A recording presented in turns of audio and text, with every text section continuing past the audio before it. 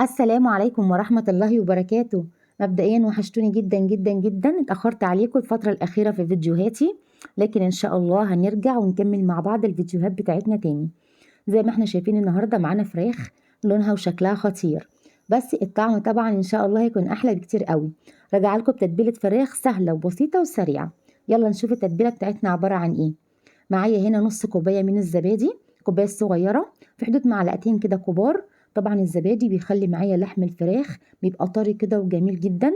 هحط عليه معلقة كبيرة من الصلصة، وهديله كمان عصير ليمونة كبيرة، ولو حابة تضيفي معلقة من الخل مفيش أي مشكلة خالص. وهحط معايا هنا 3 معالق كبار من الزيت. أنا بعمل تتبيلة الفرخة ونص، نفس التتبيلة تقدري تعمليها لمقدار الفرخة. هحط معايا هنا معلقة ونص من الملح، وطبعا لو هتخلي عندك المقدار لفرخة فهتحطي معلقة واحدة بس من الملح، معلقة من الصغيرة خالص. طبعا الملح حسب الرغبة. واديت لها شوية من الفلفل الأسود ورشة من الزعتر. ولو حابة تضيفي كمان فصين من التوم كده مدقوقين، هيدي برضو للخلطة طعم وريحة تاني خالص، بس أنا كنت النهاردة مش حابة إن أنا أعملها معايا بالتوم.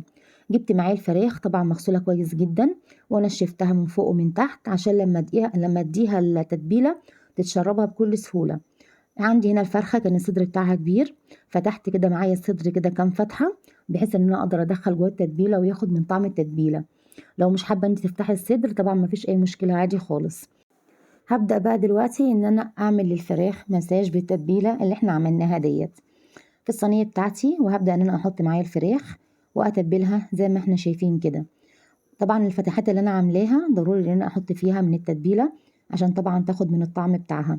لو انت عندك وقت وحابة تسيبي الفراخ في حدود مثلا ساعتين او ساعة، ان شاء الله حتى نص ساعة، طبعا كل ما هتقعد في التتبيلة هتكون احسن. لكن لو مستعجلة زي حالتي كده فهتولعي عليها على طول، وبرده الطعم بتاعها هيكون خطير. هكمل تتبيل الفراخ بتاعي كله زي ما احنا شايفين كده. طبعا ان هنا ما فتحتش الصدر زي اللي فات، لان نص الفرخة ده كان اصغر شوية فسبته زي ما هو كده.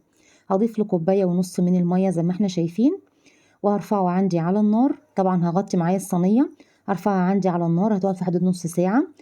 مجرد ما تشرب المية عندي هروح مدخلاها الفرن، هتقعد في حدود ربع ساعة. طبعا هكون شايلة الصينية اللي انا حطاها ديت او الفويل اللي انت حطاه، هتاخد معاكي اللون الجميل اللي احنا هنشوفه دلوقتي. زي ما احنا شايفين خرجت من الفرن بسم الله ما شاء الله.